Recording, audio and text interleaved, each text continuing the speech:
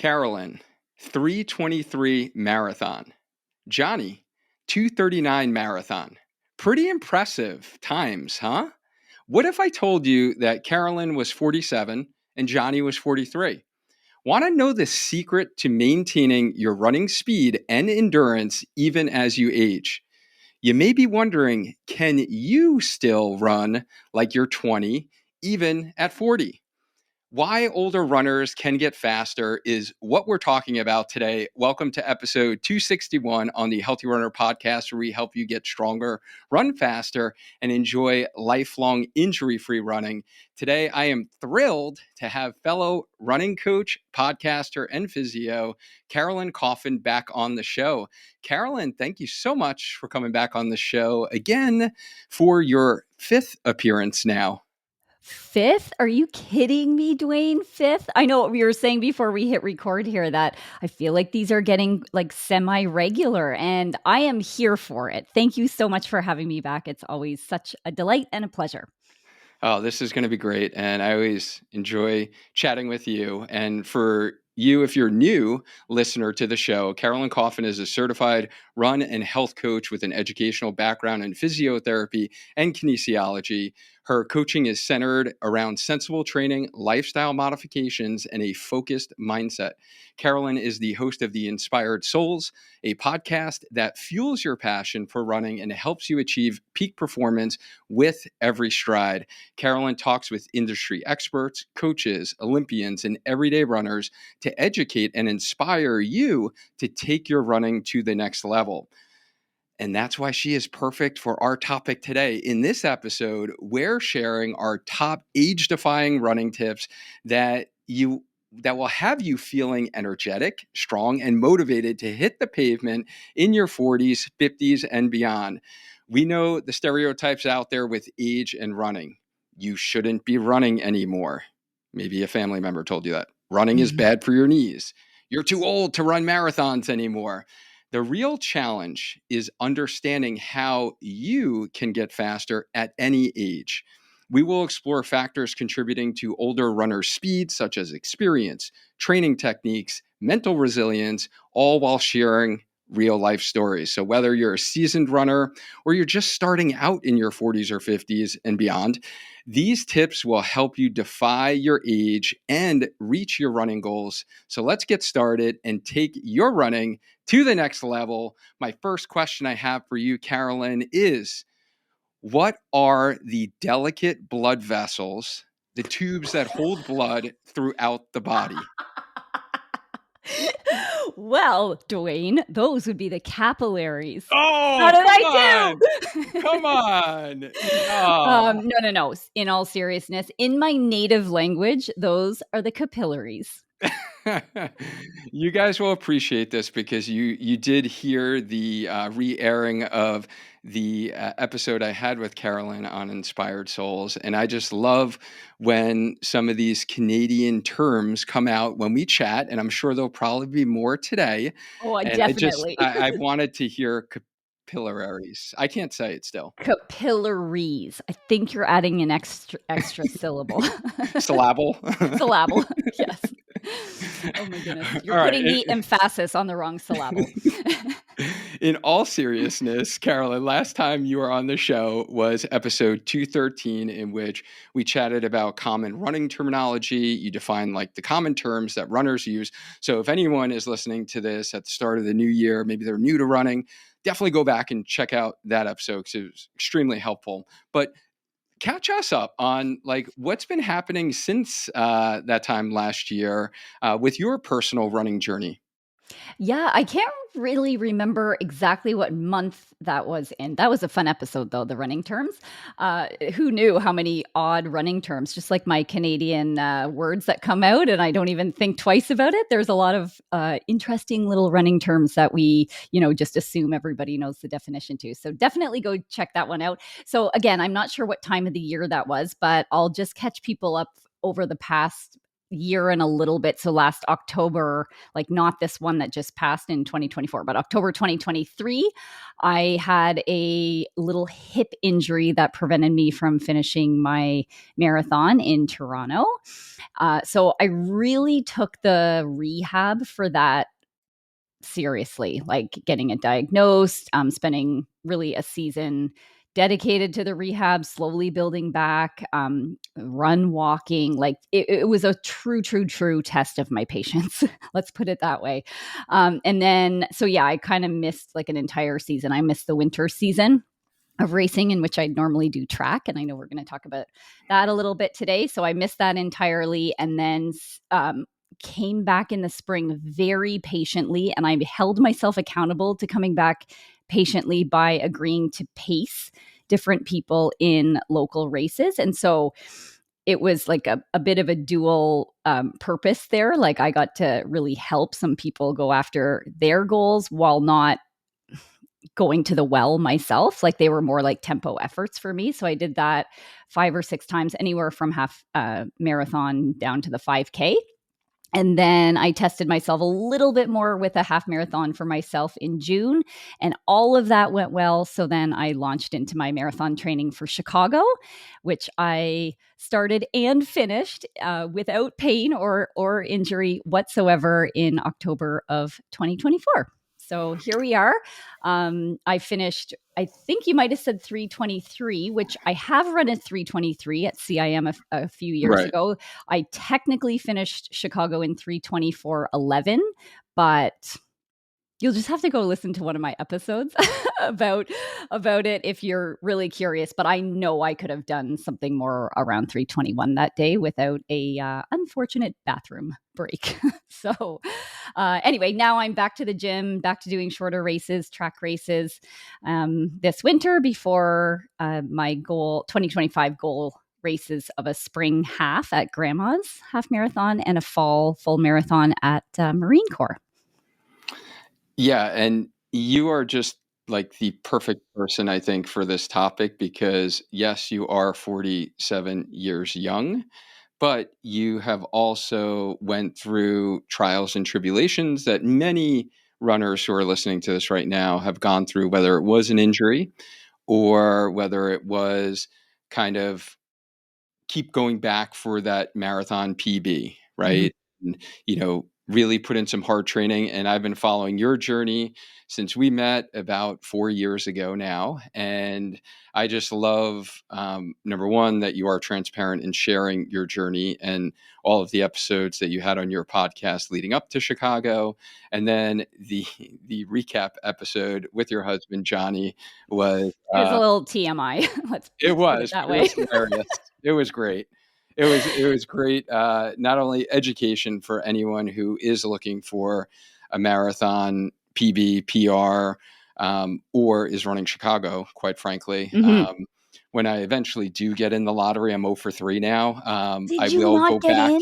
I did not get in. Oh Yeah, my 0 for gosh. 3 years in a row. No Unfair. Chicago lottery. It is, but you know what? I'm okay. Like marathons aren't going anywhere. The Chicago Marathon is not going anywhere. This is At true. some point, my name will get selected. It will. It will. And And I will be so excited for you. And when it does, I'm going to go back and listen to your episode again. Yes. But yeah, I think, and I shared on this podcast the injury that I went through last summer when I couldn't run for 42 days. And it really reminded me of a lot of what you went through basically 9 months prior.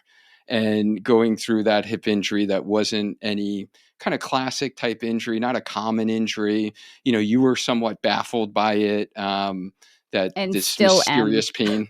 Yeah. They didn't get all the answers. I was feeling the same thing with my foot. And as I was going through that whole kind of mental piece of like, wow, I am not running. I kind of lost my running identity. I did have in the back of my mind, because during that same time, you were really getting ready. You're peaking for Chicago, then you're tapering, then you run Chicago. And I'm seeing your journey and saying, I remember 9 months ago, a year ago, Carolyn wasn't running because of her hip. and she wasn't getting answers, and look at her now, right? And like, look at Right. this success that you actually had a comeback marathon, even though it was a couple minutes off of your PB.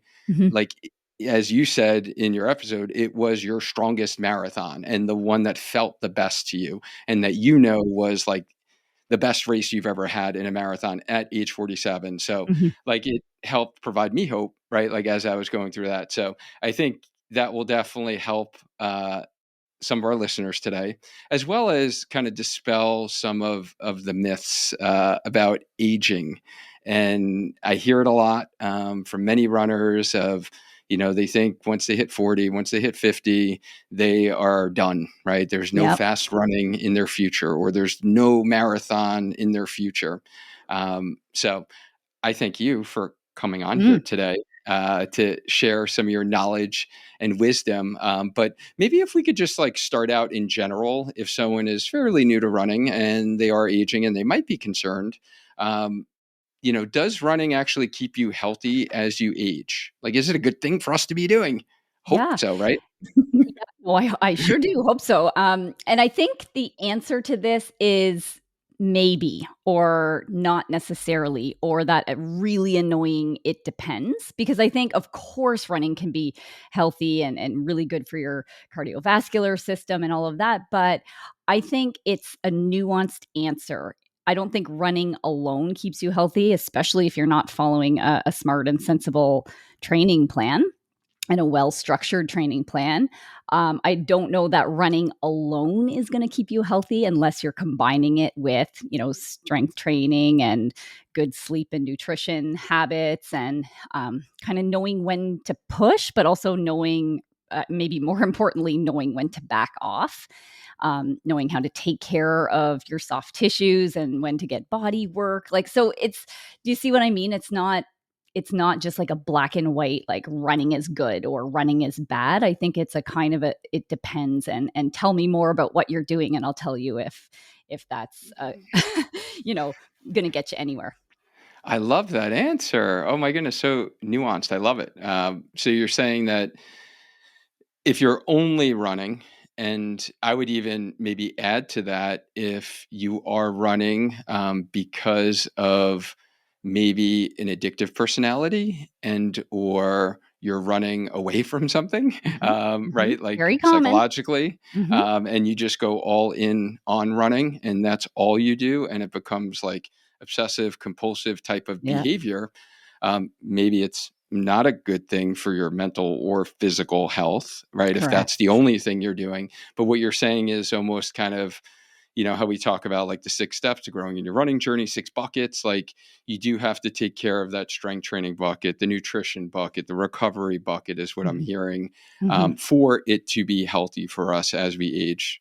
Yeah. Did I Yeah, to get that? get the bang for your buck anyway. Like, you're out there, you're spending all that time out there, you want it to give you the biggest bang for your buck, and sometimes that means doing these other complementary things, like doing your hip mobility and your core work and all of those things, but sometimes it really does mean leaving one rep in the tank, like quit while you're Mm. ahead, right? Like, say you have 8 by 3 minutes, on your program, like, it's okay to do 6 or 7, if you're feeling like, "Oh, that last one might tip me over the edge or make me push just a little bit too hard." And I think that's kind of the wisdom that older athletes hopefully learn and gain in their years of running, is just, and frankly, I've gained this the most through being injured, is that respect for just that extra little thing can, be the thing that pushes you over the edge and then sets you back for a couple of weeks. And wouldn't it be better to just do a little bit less? And I'm always saying to people, no matter their age, that I'd rather they show up at the start line 10% undertrained than 1% overtrained. And I think that becomes more and more true with older athletes, because 1% overtrained likely means injured, taking time off, and it's those bigger chunks of time off that are going to disrupt you from hitting your running potential more than anything else. Oh, I love that saying. Yes, I love it. Oh my goodness. And that is so true. And I remember early in my running journey when I would do intervals or I would do some track workouts, I always remember the last rep was without a doubt, every single time, the last rep or 2 reps, I was going 10 out of 10 effort. Mhm. Right. I was And going as yeah. hard as possible. My running form was terrible because I was with the mindset like, I got to beat this number. I have to show I have to show that I pushed my hardest on that last rep because it was the fastest rep. And what you brought up there is, I think, very critical in our running journeys is learning how to almost pull back a little bit and not Yep. go to the well, so to speak, and not go to the effort of racing in training. Because if we're doing that, then we are opening up that window and increasing our risk profile that we will wind up getting injured. Yeah, yeah, exactly. And I think we can get away with a lot of stuff when we're younger, and the margin of error there is just like so much smaller with older athletes. That we just can't get away with the things that we used to when we were in our 20s or even our 30s. And so it's learning to respect that and take the necessary actions. I know it makes me think about. I'm working with a young dude right now in his 20s who was having IT band issues, and he's got his marathon coming up, and um, he's done phenomenal with the early portion of us working together, where symptoms went away within those first couple of weeks, with kind of restoring fundamental running movement patterns, kind of building him up, and he is progressing a lot faster, right, than my typical 40, 50-year-old like marathoner who has this IT band pain. And the other day I was, kind of going through my decision making process and adjusting his paces, where I definitely was a lot more aggressive than I typically ever am. But I kept saying to myself, all right, this guy's in his 20s. The reason why he got the pain to begin with was because of a lot of training errors, right? So I kind of knew that, okay, now that we have a nice balanced training plan, I can be able to actually push a little bit more with the paces. And I Yeah. think that's just such a great point that you bring up is as we age, we do need to be careful of that. Exactly. And I think maybe to something that we'll discuss in this episode is I think that's what prevents a lot of older people from wanting to engage in the things that will make them faster, like speed work. They're like, "Ooh, that too risky. I don't want to do that." I hear about people getting injured whenever they do that, so I'll just stick with my whatever 9 minute 10-minute miles, my easy pace, and yes, that might be safer from an injury perspective, but from a performance perspective, I think you're going to need to look at widening the variety of paces that you run safely. So any way that we can learn to run fast in the proper doses, and speeds, that's what we need to learn. Yeah, and I think just going back to your point before about strength training, I find that is especially important for preventing like those injuries with running faster reps and doing intervals and speed work is the strength training. And most runners that I see that are in their middle-aged years who pull a hamstring, get Yep. Achilles tendonitis, their calves are always feeling tight, or they're having pain between their calf connects to their Achilles, Hmm. and they're doing the faster runs, they don't have the strength to actually tolerate those demands. They Correct. do a Yeah. single leg calf raise and they only could do 12 of them, right? Like Right. they don't, or their glutes and their hamstrings, they are not strong enough to tolerate those demands. Yeah. So kind of going just to your point before, that strength training is so important in order to do that. Um, but it is important to do that as we age if your goal is performance Hmm. and you are taking care of all those other kind of buckets in your Yep. training. Yeah. So does age affect how fast you can run? Again, I think I'd love to say no, but if you think about it, we don't see 80-year-olds at the Olympics, do we? So That is true. there is something physiologically that happens as we age that prevents us from being able to run as fast. Now, I don't want this to sound like, okay, just throw in the towel and give up, like you're never going to get faster. I think what's so exciting about the sport of running, long distance running, is that many of us take it up older, right? Like it's not, I would say the vast majority of people that I help, they never ran track and cross country in high school. They didn't. Like they took it up in their adult years. Like you call yourself an adult onset runner. And I think that term, I love that term. I'd never heard it before, but it resonates with almost everybody that I help. I'm an adult onset runner. Like I did a little bit, but I never was on any teams or anything like that. And I didn't really start to take it seriously till I was in my 30s. And so if that's your profile, if that's kind of the archetype of runner that you are listening, that's exciting, because I really truly believe that a lot of our improvement in long distance running, it takes time, because the events that we take part in, even a 5K that people think is so fast, right? Like a lot of marathoners are like, I'd rather run a marathon than a 5K. Me. That it's 97% aerobic, I think, a 5K, right? Yep. And a marathon would be like 99 or more, a little bit more than that. 97% aerobic. So the your performance in even a 5K is largely dependent on the efficiency of your aerobic system, and your aerobic system takes time to develop, and it really can take up to like 10 years or more to develop that fully. And so if you start in your 30s or you start in your 40s, like think about the next decade. Like there is no reason to think that you won't keep improving for the next decade, and that's pretty amazing and exciting, don't you think? That is very exciting. And that's what I, think about in my journey, where I did start running at 31.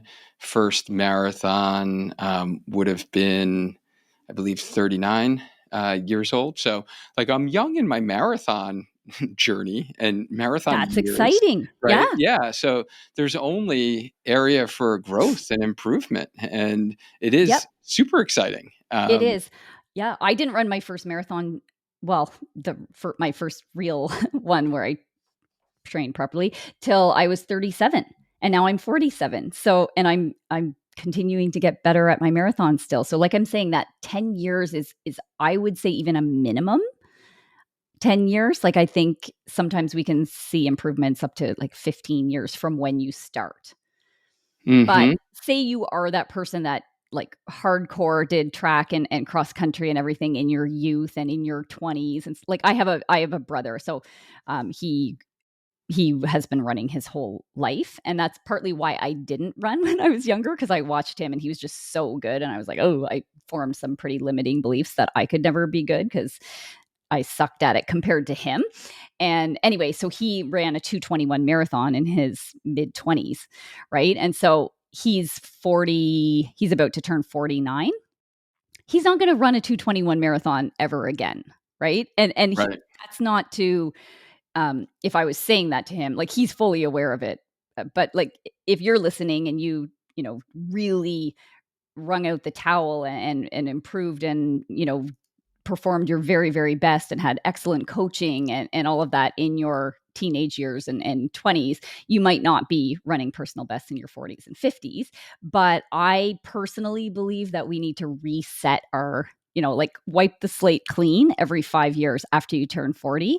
And I record like 40 to 44-year-old personal bests and 45 to 49-year-old personal bests. And that's what, like, I sit on the board of directors for Canadian Masters Athletics, which is hmm like our governing body for track and field and road running and race walking and everything in Canada, and for people over 40, well, 35, they define it for track, but I think it's 40 for road racing. They have 5-year age categories for a reason, because they know all of this data about what happens to the body as it ages, and it's just, it would be unfair of you to try to compare your 10K personal best at 50 to the one that you ran when you were in your 20s. It would just be unfair.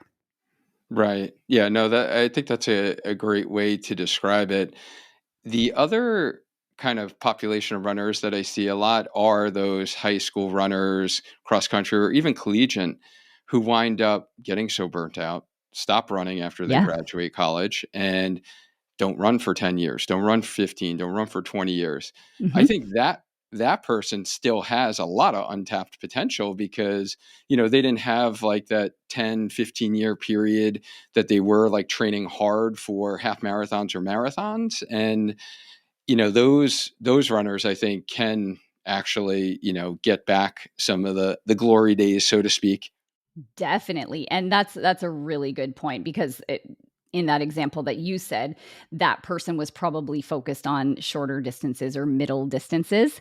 Like that's Mhm. typically how it works through the high school system and even into university to some extent. Like they might be racing 10K cross country or Right. something like that, but they're not really going longer than that. And so even if that person wrung out the towel and got their best performances over those shorter distances and then they took 10 or 15 years off to develop their career or have a family and they're coming back to road racing, oh my goodness, like I'd love to get my hands on a person like that because that development, especially on like kind of the speed and mechanics and everything, and becoming an athlete and learning to move in all planes of motion in all directions, especially if that was a multi-sport athlete and they played, basketball on the side or, they played some other sports like soccer or they did gymnastics or something like that. They're athletic, like those people tend to end up doing really, really well when they pick up long distance running later in life. Yeah, and like for my story, I didn't run literally at all, essentially, in my childhood. Like I was a dancer primarily. Yeah, I played pickup basketball, but nothing, like super competitive. Yeah, I played some like baseball here and there, but I wasn't running a ton. So, like you said before, the aerobic capacity, the aerobic engine really was never built. But And the I realized athleticism that. was there from the Right. dancing, I bet. Mhm. Right. Yeah, and strength, and like I consistently strength trained, 5 days a week since I graduated college. So like that aspect was there. But the aerobic, and I knew that was like a limiting factor when I first started as a runner because I'd be like huffing and puffing. And then Right. even going at easy conversational pace, everyone's like, "Oh, it should be conversational. You should be able to talk to people." I'm like, "I can't talk to anyone There's 'cause no I can't pace like where I can coordinate my talk to people. breathing."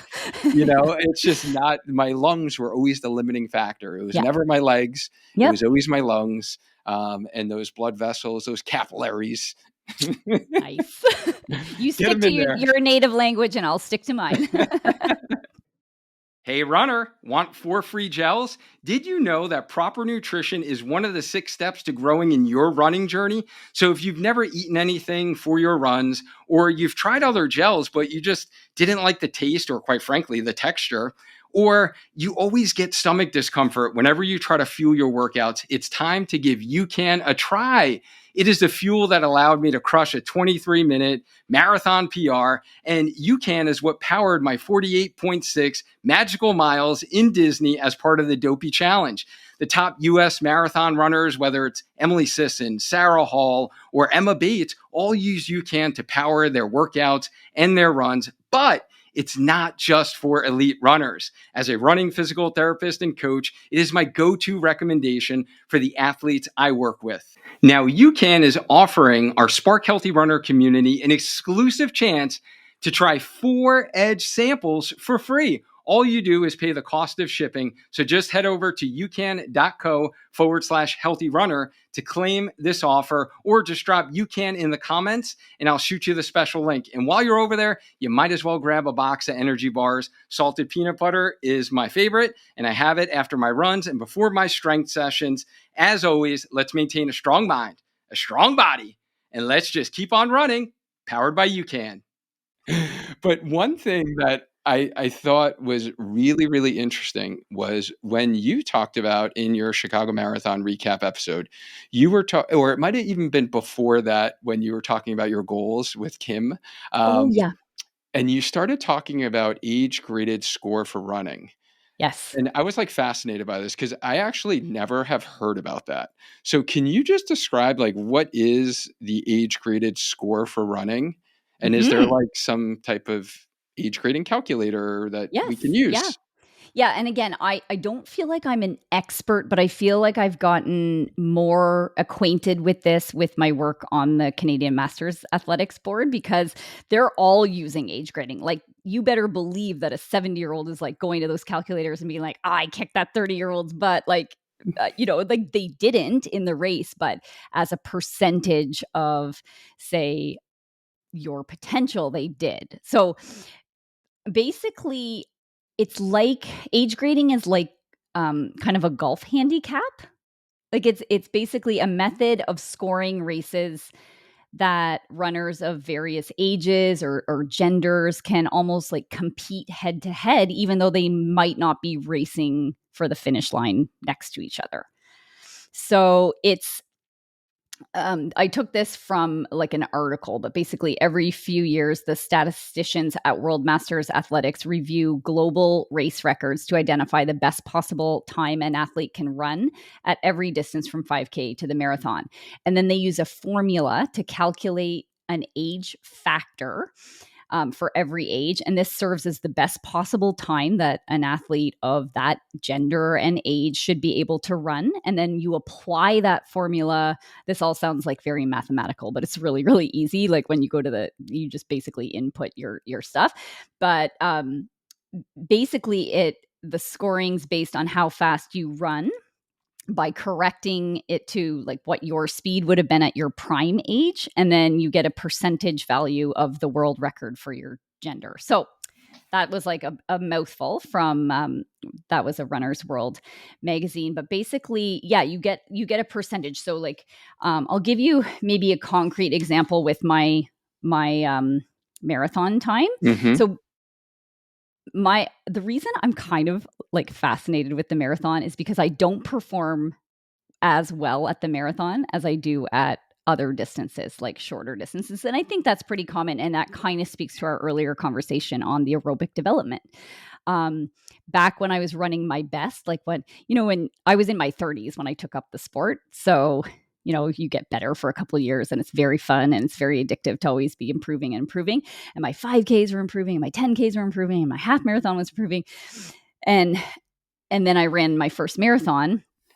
And so generally I would score around 75% on that age grading in my 5Ks to half marathons. And then I ran my first marathon and it was 67%. So like you can see, and that's what's fun about age grading is you can see like, oh, this is my best distance. Ooh, this is the distance I need to improve a little bit on. But if you looked at my profile as a runner, like that kind of made sense. Like I just hadn't given myself the time to develop on the aerobic side. And you and I have talked about this before. You can't fake a marathon. Like all of your weaknesses will be exposed when you run 26.2. And so it takes time to develop that aerobic system. So it kind of didn't make sense to think that I would perform equally well at that as I did at the 5K. So I usually would perform at like 77 to 78% in the 5K. So that's like technically my best distance, and around 75% for the 10K, and maybe just like 73 for the half marathon. And then like I had this 67% for the marathon. So I was like, oh, I don't like this marathon thing. So I took a few years off from it. And when I went back and I did CIM in 2022, that was an age graded time of 70%. And then the Chicago, even with my bathroom break, was 71.37. And if I ran what I think I could have run without the bathroom break, it would be more like 72. So it can be fun to use age grading to see how you're coming along. Even though my times are like kind of staying around the same, the age grading is improving. And that sort of speaks to if I had have done nothing, I would be, getting slower and slower and slower, right? But the training is working and it's helping to, create these better performances in me, even though I'm getting older. So it's really taking an independent or like an objective viewpoint on whether your fitness improves despite time on the clock perhaps being slower. Correct. Right? Yeah. Okay. All Yep. right. And you made two really good points. The first point that you made that I think many runners can learn from is what you mentioned from like the 5K to the marathon.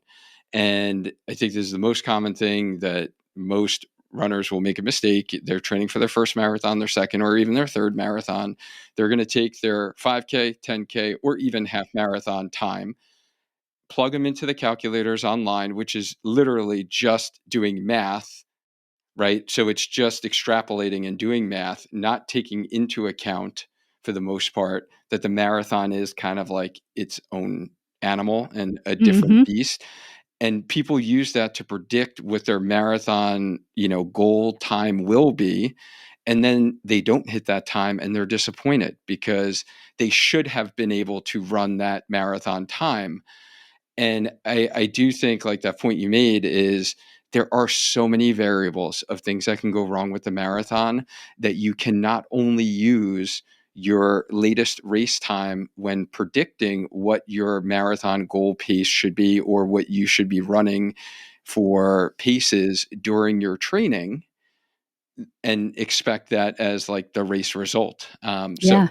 I just wanted to highlight that for those that are kind of new going into the marathon, because you will be disappointed. And even for Oh, all of yeah. the athletes I work with, when we are predicting, right, what their times are and what they've done in training, it is always, and when it comes to goal setting and the expectations, it is always, yes, this is what the numbers say, but I'm also using like experience, right, as a coach and some qualitative data, right, not only the quantitative numbers, to determine what I think is really realistic.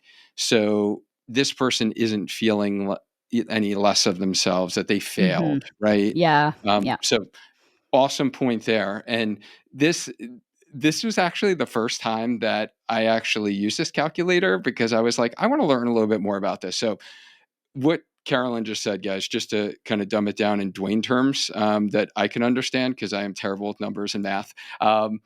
So I literally went to an online calculator. I plugged in 45 years old, my age. I plugged in my latest marathon, or my marathon PR, which was a 3:40:38, and it spit out 59.22%. And it said age graded time is 3:25:26. Yep.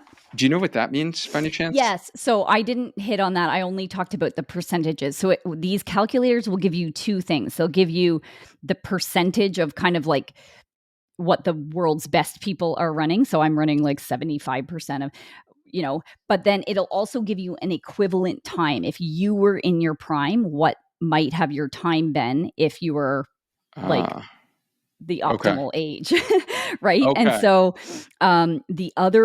I'll sort of go through my marathon. Remember, I said that 67%, that sort of first one that I did back in 2015, Hmm. equated to a 3:19:56 marathon. So it gives you, so that's what it would have been. And really, I was 37 then. I think it compared it to maybe a little earlier in my 30s. Like that's sort of the optimal time for women anyway in the marathon. And then CIM when I was 45 was a 70%, I said 70.23, and it equated to a 3:10:54. So like not 9 minutes faster, like equivalent time. So that's another way that you can use these calculators to be like, wow, um, you know, If I was in my prime, I if I would have was in my prime, ran I a would have. 3:10.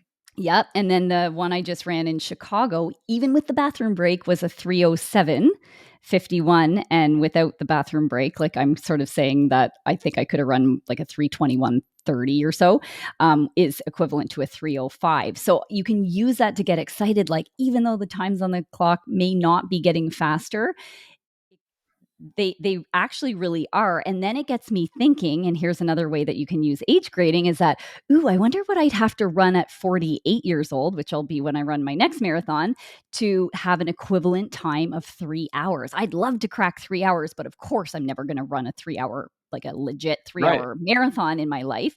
But what would I have to run to do that 3 hour marathon? And I did look it up. It's 3:17:50. So if I run a 3:17:50, that would be the equivalent of me in my prime running a sub 3 hour marathon. Wow. So that can Yeah. help kind of in, to your point, in goal setting.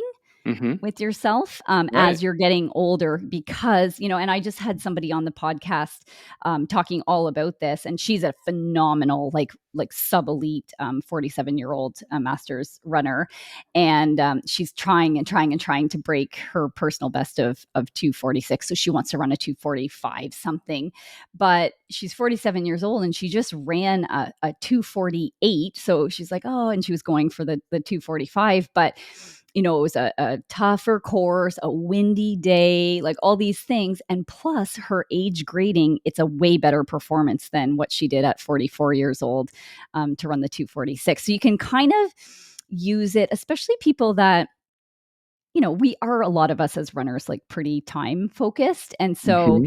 you can use it to, um, in your post-mortem sometimes after a race, like especially a disappointing race, to be like, oh, actually that wasn't as bad as I thought. Like I'm still, that was still a really good performance, or it was on par with what I usually do, or whatever have you. So I think, like you said, you'd never heard of it. I had never heard of this either, but I think for those listening that are getting up there 40 plus, it can be something to have a lot of fun playing around with. Like you put your numbers in. So one thing I didn't talk about is the percentages. So 60% is equivalent with what they call local class. The 70% are regional class. 80% are national class, and 90 and above is world class.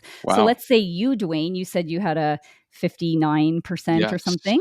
Yes. Maybe you said, "Ooh, what do I have to do to get into the local class category?" And that's a 60. So think about how old you'll be when you run your next marathon. Do a reverse age grade and say, Duane, 46-year-old, put in 60%, and it'll spit out a time. And you think, oh, like maybe it's something like 335. Like I need to run a 335 to enter Right. the Right. local class. That's my goal now. And it can just help with realistic goal setting.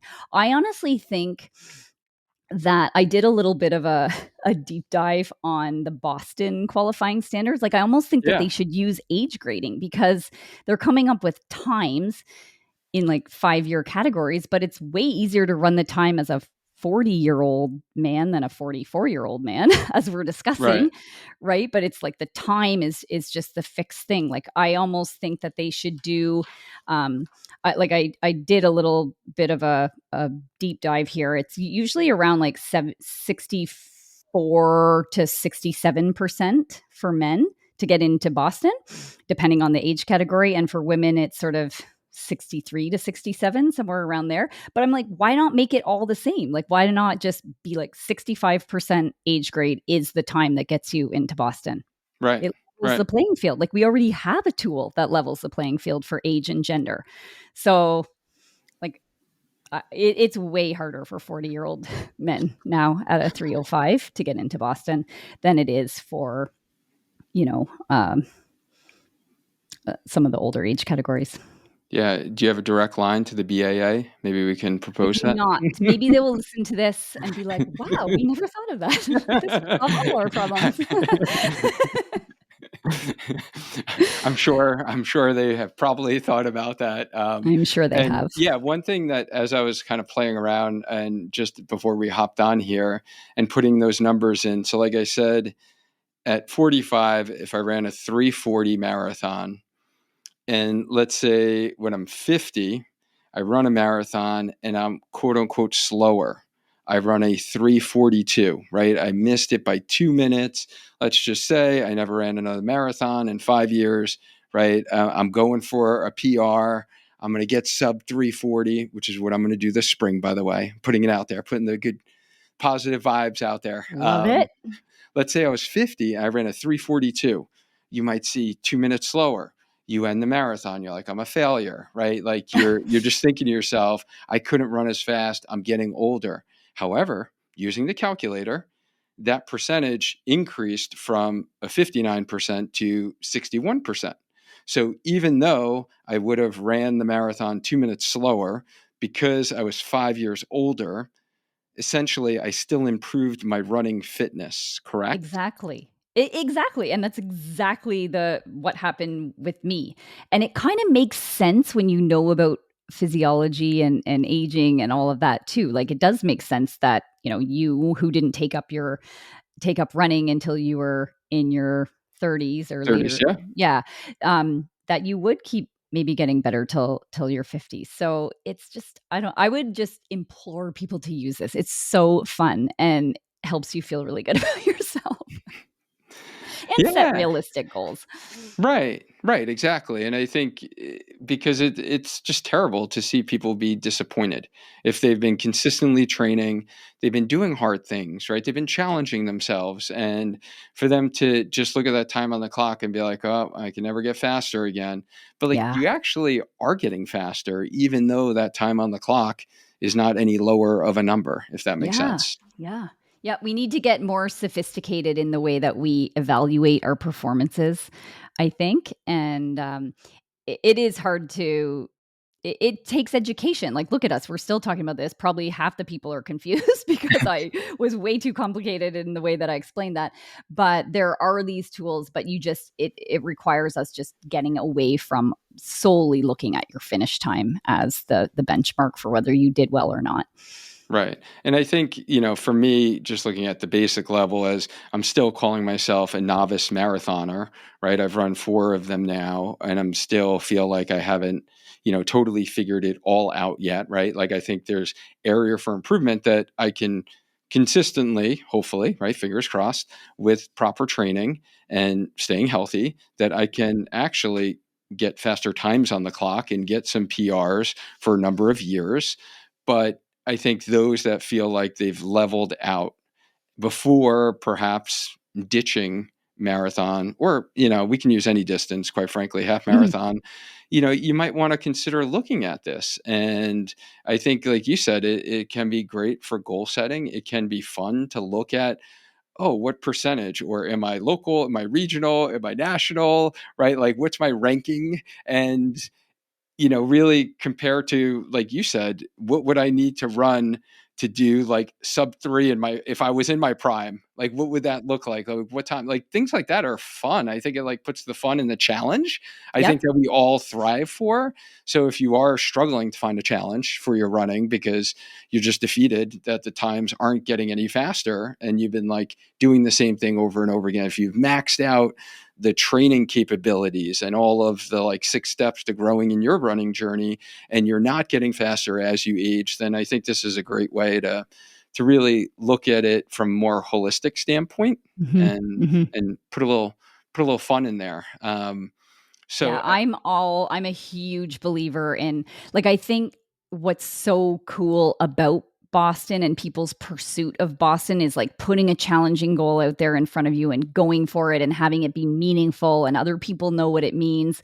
And that's great for a subset of people that are kind of close to that Boston level, but there's lots of people that aren't anywhere close to that level. And there's lots of people that are way beyond that level. It's like, oh, whatever, I BQ'd by 30 minutes or, right. something. And it's like, so that's not meaningful to a person like that. But maybe they're trying for Olympic qualifier, or somebody else is trying to beat their teenage child in age grading or something like that. Like there's lots and lots of different ways to set a challenging and meaningful goal for yourself. But I think that's the thing that will light up so many people, regardless of your level of performance. I think we're all kind of a little bit competitive at heart, Hmm. if you're drawn to this sport, but it's like that competitive spirit can really get squashed if the goals are too hard or not hard enough. We want to find that Goldilocks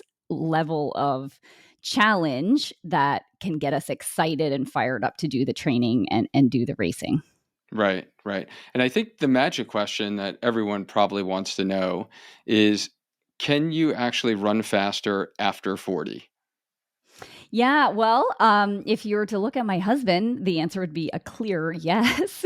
So again, I think I'm a little bit joking, but this does go back to our earlier conversation on when you actually took up the sport, right? Hmm. Um, so my brother is probably not going to get and see lifetime personal bests in his 40s because he ran at such a high level in his 20s kind of thing. But I think I'm guessing for most of the people listening to this, I do think you can get faster as you get older, and it's all of the stuff that you talk about. But from the actual running training perspective, it is doing a lot of putting a lot of variety into your training and structuring that training plan in a way that, again, on the Goldilocks zone of like not too easy, not too hard, like just right amount of challenge, coupled with the recovery and everything that you need there to adapt and grow and, push it to the next level. So yes, you can get faster in your 40s. My husband's 43 and he just ran a 2:39 marathon. Like his It's PR before crazy. that was 2:43 from a Wow. few That's years a ago. But huge what's PR. How interesting is long he has didn't he been running? run well. About 10 years or maybe a Wow. little more than 10 years. And his story is really interesting, actually, because he came from a multi-sport background. He didn't run when he was young, but he played hockey, he played basketball, he played soccer, he played baseball, like every single sport. Like he's very, very athletic. When he started running, it was he brought that competitiveness from his sporting background to running. So like all the easy runs were way too fast, and he developed like a lot of IT band stuff, and he developed beliefs like I can't run a long run more than like 7 miles or so, like I don't Mhm. even think his long run was 7 miles. Like he couldn't because it would hurt his knees, and so he spent a long time at the 5K because you can kind of race the 5K a lot. It's fun. You can race them often, and even with this knee kind of thing that he had, he could still sort of get away with that and get away with a 6 mile long run for Right. a 3 mile race kind of thing. And he banged away at the 5K for such a long time, like probably 5 years. 3 to 5 years, he was just like 5K, 5K, 5K, and got that thing down. Like he couldn't break 20 minutes in the 5K for the longest time, Hmm. and then he did, and then he broke 19 and broke 18, and then he started to. We got this. What is it called? Like we went into the lab, we got our VO2 max and our Yeah. blood lactate values tested. We did one of those tests and it was so interesting. Like I don't think you need these tests, but I don't know if you've ever had an expert on that's gone into what these We tests have. entail. Yeah, we have one episode Yeah, that talked about, like, the metabolic testing and, yeah, the for VO2 those max and numbers driven people, like those people, like it basically validated what his coach had been telling him, who is my brother. My brother was telling him all along, like, you got to slow down, like, you got to like run more. And he couldn't run more because he wouldn't slow down. And so this test basically said, like, whoa, like your aerobic system sucks. And like you can run really fast, you can endure a lot of pain. He had a super, super high VO2 max, but his aerobic system was so lacking. And so their thing was like, no, you need to run at these paces. And he looked at them and he was like, what? I can't run that slow. Like so slow compared to what he'd been doing. And so he's like, okay, he's a real numbers guy. So that spoke his language, you know? And so Mhm. he's like, okay, I'll give it a chance. I'll run this easy, easy. And so once he run the easy, easy all the time, like most of the time, the IT ban went away, and right, and he was able to Mhm. increase the long run. Then he's like, oh, I'm going to do a half marathon, and then he does a half marathon. I think like around 121, but it started to help him think like, wow, maybe I could do a marathon. Like maybe I'm not this injury prone guy. Maybe it was my training. And so it that was only 2018 where he Mhm. pretty much ran his first half marathon in, yeah, Wow. 121, I think it was.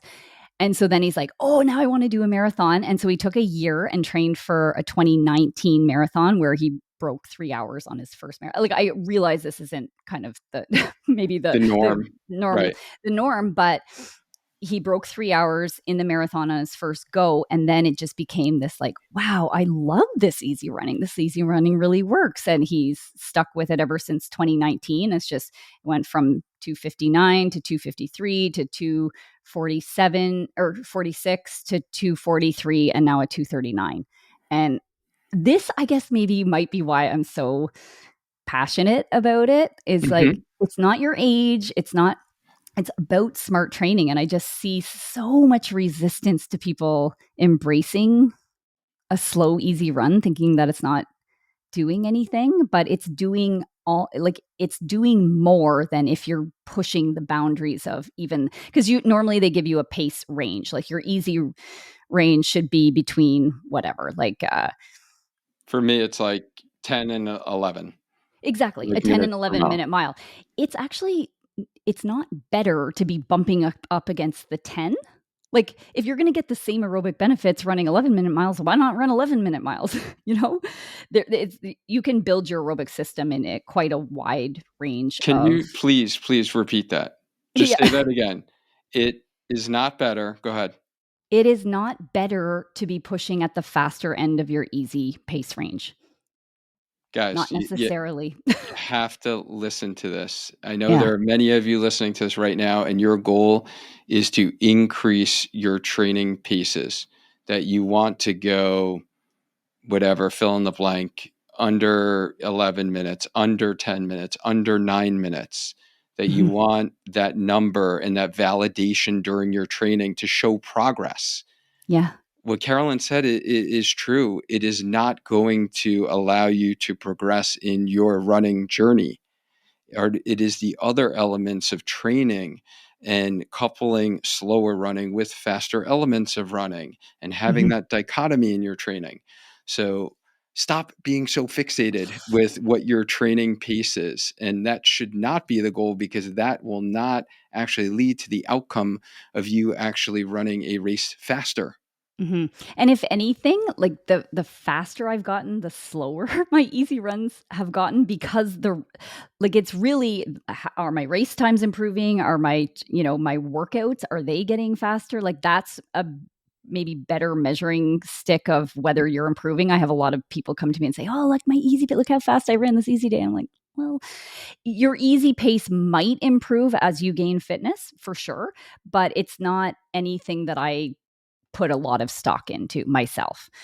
And so it's more the workouts and the races that will, you know, determine whether you are getting better or faster. But just back to my husband, so now he's running a 116 half marathon, and he thinks he can break 116 in the half, and I do too. Like, I don't put anything past him. He's as gritty as all get out. He's so competitive, and goal driven. Like, he'll put a goal out there, and it's almost like he can manifest the goal, just by it. Like, he's super hardworking and does all those things too. But mentally, I think he's really got that dialed in, and probably his military training is helpful there. Absolutely. Yeah, I would say it probably is. And he seems like a hilarious guy from when I've heard him on your show. So I'm sure he takes it seriously, but not too seriously, where he's still having fun with it. And Um, that's I would say that's a really difficult balance to strike. You don't see it very often. Like, usually the people that take it seriously are like crushed when things don't go their way. They have trouble dealing with setbacks or disappointments. But he's just like, might be upset for a split second, and then it's on to the next. Like, he does not dwell on much. So I think it's just a really rare combo, but I think that sort of is the holy grail for any of us that struggle more on the mental side, for sure. so before I need to title this episode like Johnny is King episode on the Healthy Runner podcast, um, besides Johnny, so like let's just make sure he's not just like an anomaly, right? Yeah. Like, are there other runners that you've either coached or interviewed on your show that have also run faster after age 40? Yeah. Yeah. One comes to mind, and I don't know if this is the recency bias talking here, but I've interviewed her twice. Her name's Polly Moody. So you can go back in the archives on Inspired Souls. So she's been on twice. But the most recent one, she came on with her coach. It was such a good episode. So she's 41, and she's just hired this new coach. And her story is so incredible, because she suffered an ACL tear and ACL and meniscal injury a few years ago, like right around the pandemic, just doing some like innocent little like jump squat or something in her like home gym. And it was like the surgery that she had to have for it. It took like an extra long recovery, and she never thought she'd run again. And she's a really good high level runner. Like I think at that time, maybe it was about a 2:47 marathoner in her late 30s. While And being a full-time teacher, right? teacher. Yes. Yeah. Yes. So you know the woman I'm I heard talking the about. episode. Yeah. Yes. Yes. Yeah. So she came on recently with her coach, and she had hired this new coach. And I feel like he is, gosh, I wish all of us could have coaches or be coaches like this, because I just feel like he has a way of almost like incepting ideas into his athlete's mind. Like, you are capable, like he's just an excellent cheerleader, but it's not unfounded in her case. Like, she's super hardworking and got it all done. But I think as athletes, we're always the ones that have that like, that doubt in our mind, like, can we do this? Like when you put a bold goal out there. So she wanted this 2:44 XX in Chicago, and he believed in her, and they pulled some levers in training that she hadn't done with her previous coach, and she went out there and like executed, rocked it. Like, she's excellent at the race execution piece too, and I think Mhm. that that's something that comes with experience, and so therefore could come with age as well, that you could just be like a smarter, savvier racer than someone in there Good point. decades earlier than you. And that really matters a lot in the marathon specifically. So she ran this beautiful negative split in Chicago, and finished in, I think, 2:44:38 maybe. Right. So just absolutely rocked it. And I believe in, maybe at the time of this recording, like less than 2 weeks from now, she's running the Houston half and has a big goal of going under 118 in the half marathon, which I think her personal best is 119 something. So just Mhm. skipping the 118s. And again, this coach is like, he believes in her. Her workouts are indicating that. And so I think and she shares her story so openly, all the ups and all the downs. And I really appreciate when people do that. I've said to you before that I think it's excellent that you do that. And I try to do that my best as well. So Yeah, well, I think it's just important for all of us to know, like, there are a lot of people who are doing it. And that's my goal, is to share these stories. And we share many of the athletes, like in our program, who are in their 40s and 50s, who are getting faster. And, I just want someone to know that it is possible. And mhm. not even like it may be possible. Most likely it's possible if you, right, like, continue to learn, grow in your journey, and optimize your training, and be able to, do all the things that we're talking about. Like today, you really kind of talked about the importance of running slower and how important that is to build up your aerobic capacity. And if we continue to learn those things and get out of maybe mistaken beliefs you had about running earlier in life, and or when you compare to someone else on Strava, social media, and you see their times and you think, well, they're running these times for their easy run, maybe I should, if I Yeah. want this race goal, because that's what they just ran in their marathon. Their story is completely different than yours. Their life is completely different than yours, right? Like, there are so many variables that go into play. But I do want to touch upon one aspect, because you are in your middle 40s, right? And I think it's like amazing that you compete in indoor track. So I think a lot of, maybe not a lot of runners, but many runners might believe, like, can you actually improve like speed over 40, right? And like Mhm. sprint speed. Mhm. Like, yes, maybe you can, we talked about the marathon a lot today, but can you actually like improve speed over 40?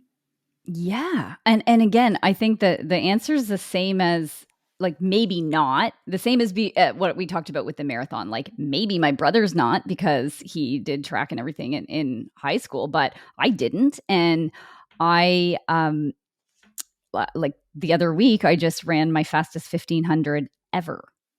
And it's not like I've spent Congratulations. a That's long time, amazing. but I did do some 1500s in my earlier 40s, and what I ran the other week was faster. And I'm like, I cannot believe I'm getting faster at the 1500 in my 40s. This is so darn exciting. So again, the answer I suppose is it depends, but I'm gonna speak personally that yes, heck yes, you can get faster in your 40s. Yeah, and I'm sure, like, I know you run with a lot of ladies as well, right? Like, have they gotten faster in their Yeah. journeys? Yeah, yeah, Yeah. yeah. So across the board, and I think this belief that we can't get faster has more to do with the fact that we don't train it, right? Mm, um, Marathoners are great at doing their long runs and getting their weekly miles in and everything like that, but maybe they're slacking on the strides and the, you know, hill sprints and the drills and all of the stuff that's going to, bring you more coordination and power and responsiveness and turnover. Like it's like, yes, you're going to get slower as you age eventually, but I think it's more keeping that speed or holding on to it for as long as we can is more within our power than we actually realize. And the exciting thing about it is that it doesn't take much.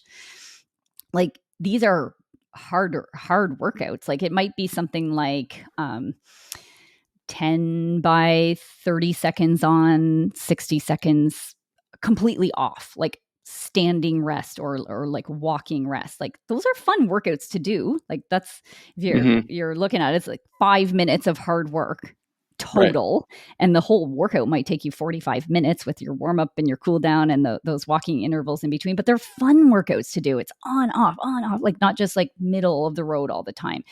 Another one might be something like 6 by 3 minutes at maybe your 5K pace or so, with 2 minute, super easy walk jog type of thing. So Mhm. those are the kind of workouts that would safely develop the speed, and you don't need like once a week, once every 10 days. Like you don't need to do these often, but if you are combining those with okay, like strides and things like that, then I'd bet my money on somebody getting better, and I'm excited because last night we had a track meet, and there were 6 masters ladies enrolled in the 3,000 meters. One had to drop because she had to pick up her child from, like that's the reality, right? The struggle, Right. the juggle is real. But there were 5 of us on the start line, and it's so fun. And one was doing it for the very first time, and she was so nervous, but her words after, like, that wasn't as bad as I thought. And and I think just getting people in the door and doing these kind of workouts and races can be really, really fun, and I put my money on them all improving by the end of the season. Yeah. No, I love hearing that, and just knowing, like, it can be done. And, like, you've demonstrated that, you're surrounded by a community that has demonstrated that. So why can't, you listening to this right now also do that? Yeah, Right? You yeah, just gotta be smart about it, and yeah. progression, right? If you haven't done any sprinting at all, like, yes, don't go out there and sprint 10 Yeah. out of 10 effort, out No. of the get-go. Um, Yeah. but speaking of sprinting to the finish, let's go with our kind of last question here. If you can change one thing about the misconception about getting faster as we age, we talked about many, I think, today, but, what would that be?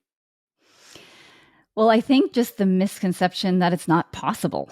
Like it truly does break my heart when people stop trying or they stop setting challenging goals for themselves just because they might not be able to PR anymore. Like reset those PRs every 5 years, use the age grading calculator to set realistic and challenging goals, maybe against your past self.